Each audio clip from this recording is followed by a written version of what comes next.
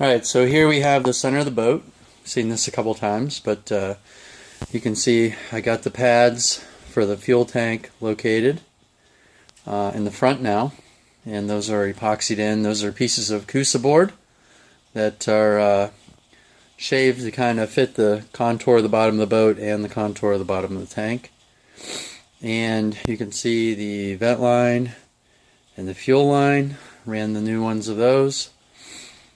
And you can see along the sides just areas where I've used epoxy putty to kind of fill in some gaps and holes. And then along each edge I took and ripped some aluminum angle. My dad and I cut that on both sides, and then we mixed up some epoxy putty and put that on the back side of it and the top and smushed it in so that it's against the stringer, if you will, and catching the top.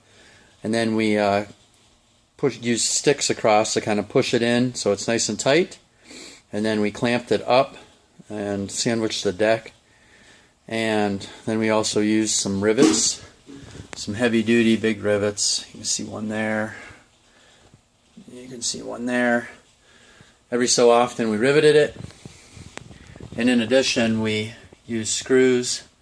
We countersunk some stainless screws in, and then we squished out all the, well, not all the epoxy, but we got a good squeeze on it, so we have good contact, and that's along both sides. So we're going to let that set up, and then we're going to set the tank, make sure everything's still looking good.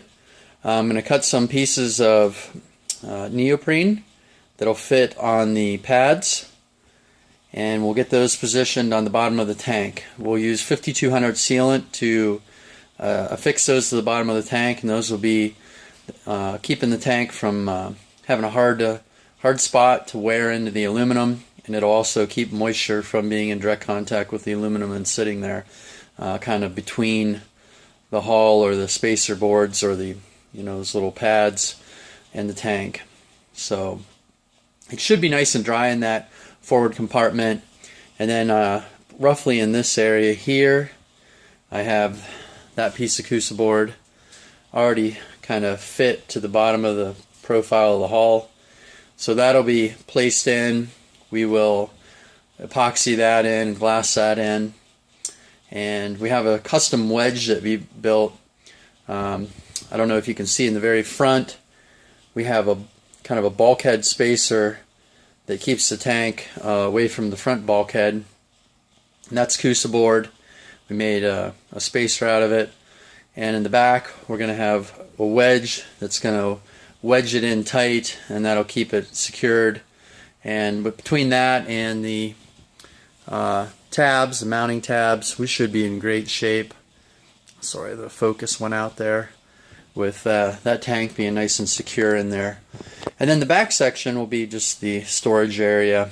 I'm going to get some bilge paint or epoxy, make it nice and clean and white or gray, and that'll be all good to go. I also have to run a tube through so that I have a separate drain for the fuel compartment area that I can also put a drain plug in. But making progress, slow but steady. You kind of see how things are looking in the back here. Not much has changed. And I do have that piece of Coosa board, 1 inch. Have one of those cut, ready to be installed. We didn't want to put that in yet until we are done climbing in and out of the boat.